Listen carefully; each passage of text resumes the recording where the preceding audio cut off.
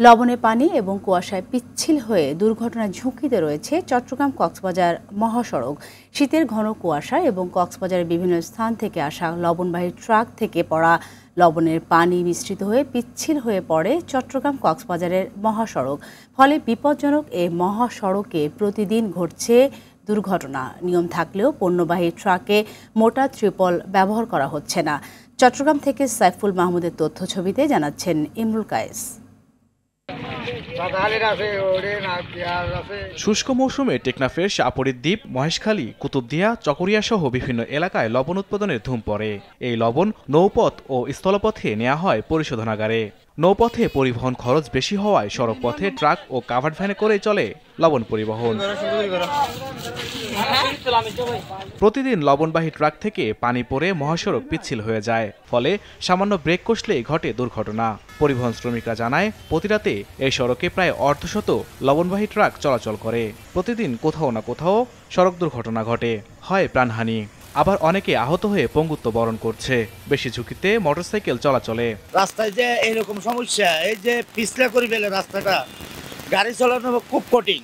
গাড়িটা ব্যারেকে পা দিয়ে যায় না, ব্যারেকে পা দিলে গাড়িটা ঘুরে যায়, না হলে কোনো একদিকে পড়ে যায়। এই যে এতগুলো অ্যাক্সিডেন্ট হচ্ছে সব লবণের পানির কারণে, এগুলা কিন্তু বেশি খারাপ। আমরা মোটরসাইকেল নিয়ে এখানে চলাফেরা করি, যে আমাদের শীতের কুয়াশা এবং লবণাক্ত পানির কারণে আমরা মোটরসাইকেল নিয়ে চলাফেরা করতে আমরা অনিরাপদ বোধ করছি।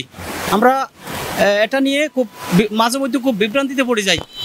মানে গাড়ি আমরা ধরে রাখতে পারি না, ব্রেক ধরে রাখতে পারি না, যার কারণে আমরা অ্যাক্সিডেন্টের সম্মুখীন হই। আমাদের সমস্যা বলতে গেলে আমরা তো জীবন ঝুঁকি নিয়ে, মানে কখন যে দুর্ঘটনা যে ঘটে যায় তা আমরা নিজেও এটা বুঝতে পারি না। কারণ পুরো রাস্তাটা এমনভাবে পিছলা হয়ে যায় যেন ওখানে সাবান দিয়ে রাস্তাটা মানে করে দিছে।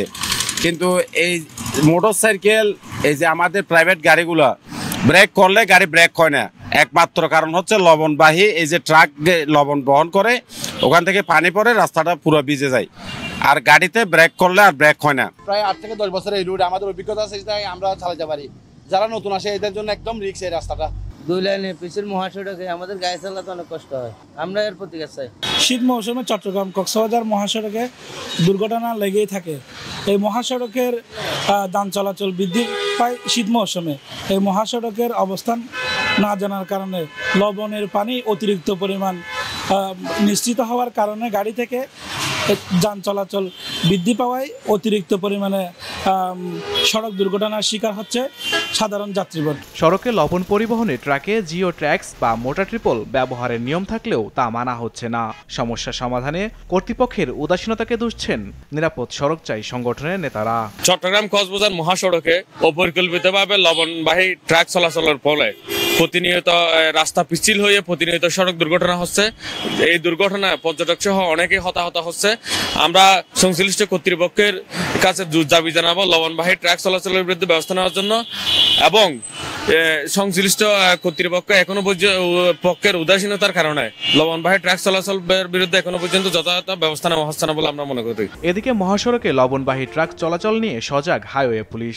লবণবাহী গাড়িগুলো তো এগুলো তো নিষিদ্ধ গাড়ি না, হয় এগুলো আমরা হয়তো যে আপনি যেটা বললেন, যদি ফিটনেস না থাকে গাড়িগুলো কাগজপত্র চেক করে যদি ফিটনেস বিহীন পাওয়া যায়, এগুলোর বিরুদ্ধে নিয়মিতভাবে প্রসিকিউশন দায়ের করা হয়ে থাকে। ইমরুল কায়েস, RTV।